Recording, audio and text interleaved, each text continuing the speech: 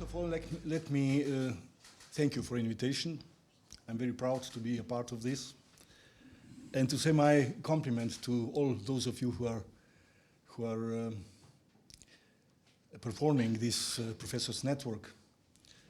You are doing a great job, I must say. I'm going to talk, as it was announced, about public finance in Slovenia, but in the context of European economic governance. First of all, let me give you some data. Very quickly, as you see, Slovenia population 2 million and something.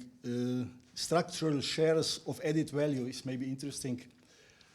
Services are 65% and more. Industry 25% and something. Construction 7.1 and agriculture only 1.9. GDP growth in 2002 5.4, and next year, this year, it decreased to 1.4. GDP per capita is around close to 28,000 euros. And the unemployment rate is very low. You see there, inflation rate is 6.1%. The government debt would be 40 billion, 41 billion at the time being, and GDP in billion close to 60 billions. That means that the percentage in GDP of national debt is close to 70% right now. Slovenia is one of those countries who have changed the constitution in order to introduce so-called fiscal rule. The rule is very simple. It determines medium-term balance of state budget without borrowing. So revenues and expenditures should be equal, or revenues should exceed expenditures. There are exceptions. In the special circumstances, these rules can be waived, but let me not go to detail. The ratio of this is very simple.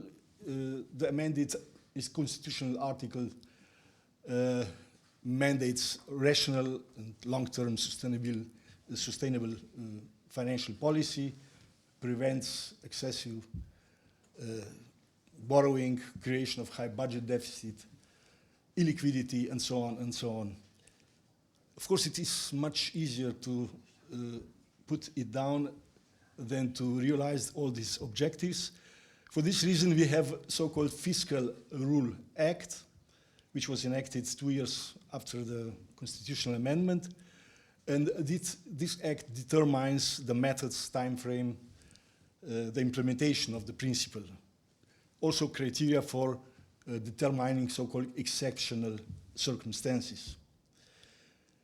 It is very interesting, and for this discussion, that Fiscal Rule Act refers to the international agreements governing stability, coordination of policies in this field, and EU governance. So, European Monetary Union Agreement, Stability and Growth Pact, and Fiscal Stability Treaty. So, Fiscal Rule Act is permitted what in these treaties is written regarding fiscal discipline. There are several annual strategies and acts like forecasts of macroeconomic aggregates and scenarios, like National Plan of Development, like medium-term strategy that gives upper limit of the expenditures and indebtedness, financing program for the execution of budget, and so on and so on. It is also many detailed legislations, detailed rules, but all these rules are strictly in conformity with EU rules. Here are details in the terms of procedure, of course, and so-called European semester. And referring to preparation, adoption, implementation, monitoring, and all these details referring to fiscal planning. There are several also budget balancing measures. I'm not going to go to details, like suspension of the execution of governance simply stops the assumption of obligations, the distribution of budget funds, proposed extension of contractual payments, and so on and so on. Then the balancing measure is also simply consent of the Ministry of Finance for all budget users. Then rebalancing procedures, which must be no later than 15 days after stopping the execution of budget. And several other measures, and all these details in the legislations are connected with so-called European semester. I'm sure you are familiar with this concept. It is a part of European economic governance, and it lasts from November to June, July, and very precisely defines the procedures, how the budgetary plans are prepared, then submitted to the Commission, then Commission assesses and delivers overall recommendation first, and then the Commission gives specific opinions, and all this is done before the budget can be adopted in the Parliament. A very important procedure follow in February and March when Commission adopts so-called country reports. It simply publishes forecasts to what extent country-specific recommendations were taken into consideration in member states, and it simply indicates which reforms should be taken by the member states, which macroeconomic, fiscal, monetary, whatever reforms. And then member states submit to the Commission so-called national reform program, stability program, convergence program, depending of are they members of Eurozone or not. For Eurozone members, the rules are even more strict.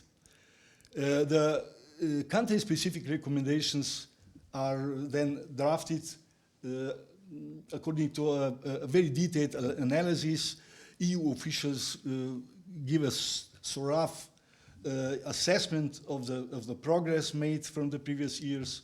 And finally, in June or July, the Council of European Union formally adopts the country-specific recommendations, which is an iron rule, let me say so, for member states. Just two or three information what are, for example, Slovenia's national programs, objectives, and what were the recommendations on the other side. We have programmed pension, healthcare, housing, salaries, and public sector, education, digitalization, these kind of projects.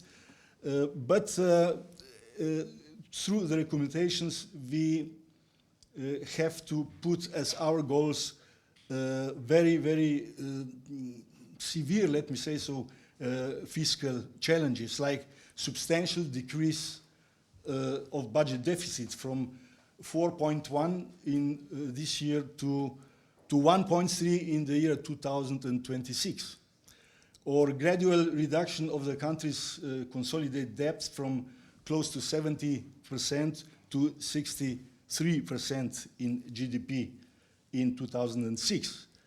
Then the recommendations were like to shift towards greener and friendly taxes for green transition, and very specific recommendations for investment, where Slovenia should invest to digital transformation, to energy security, reduction of fossil fuels, acceleration of renewable energy, and so on and so on. So very concrete so-called recommendations. Let me give a comment on this process. So European economic governance is by no means an important vehicle, an important mechanism of European Union for coordination of policies. However, member states are in a way pushed in the position of being executors of professional instruction and timelines of EU officials. So the question, like my colleague has raised, of sovereignty arises here, talking about developmental sovereignty, economic sovereignty, but on the other side, it is true that a member state consented to transfer a part of their sovereign rights to the EU. In Slovenia and other countries as well, even by amending the constitution. So we have consented to strengthen EU level, also with consenting to primary and secondary legislation and entering into different types of intergovernmental agreement. So, but anyhow, European economic governance definitely brings benefits to member states. It, to my understanding, contributes decisively to greater stability, to more balanced development, and in the last period contributes to resilience, recovery, and sustainable development. However, as I said, it raises the question of sovereignty, even democratic governance. This was especially raised in theory as criticism. And an important dimension of planning, and that is balance of economic and social development. Anyhow, European economic governance needs to be upgraded, needs and deficiencies eliminated, it should be simplified, and it should be democratically consolidated. So, first of all, more balance is needed among fiscal, economic, and social goals, and also following the United Nations Sustainable Development Goals. And overcome approach, which is now the case, that the social sphere is not at all regulated by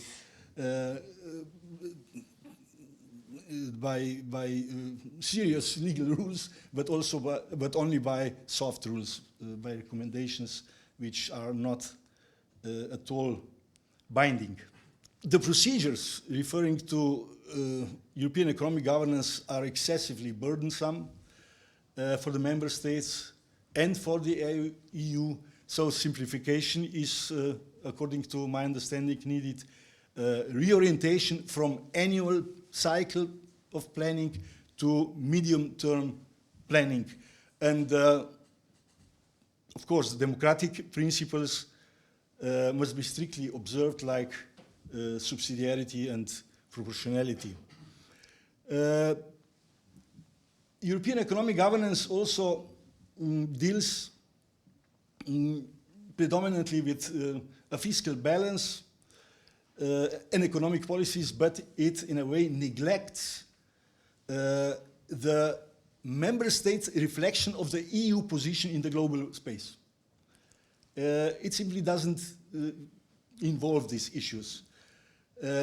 So it neglects also strategic issues of the EU competitive position in the world. The aspects of global sustainable development. This is not more or less for the level of the EU as a whole. It should not be just so-called top-down approach to have a discipline in the member state, but also bottom-up approach, what member states think about the overall development and the global position of the EU. So European economic governance is not just governance of member states, but it's governance of the EU as an integration. I have already mentioned sustainable development goals.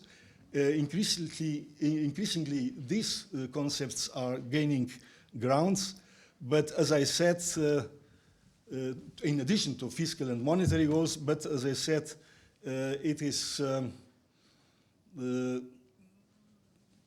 taken in consideration more or less as a principle, not as a matter of serious policy. and therefore they are much less strictly adhered to. Let me conclude with the following. The European economic governance reform must include the Commission proposals for, first of all, more gradual paths and for the introduction of national medium-term fiscal structure plans.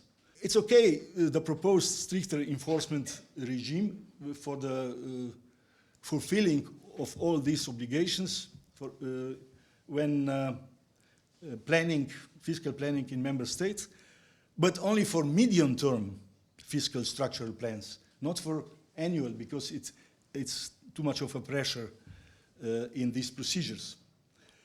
And let me conclude with maybe for somebody provocative statement, but still, treaty references, old from Maastricht, 3% of GDP deficit and 60% of GDP debt, and accompanied measures like excessive deficit procedure when breach of 3% deficit are, to my understanding, obsolete. They're becoming out of fashion. And these numbers, these limits, which are imposed generally for all countries, not considering at all the specific positions of countries, need further reflection. And as I said, from the point of view of a new economic governance concept that is to be implemented in next years. That's it. Thank you for your attention.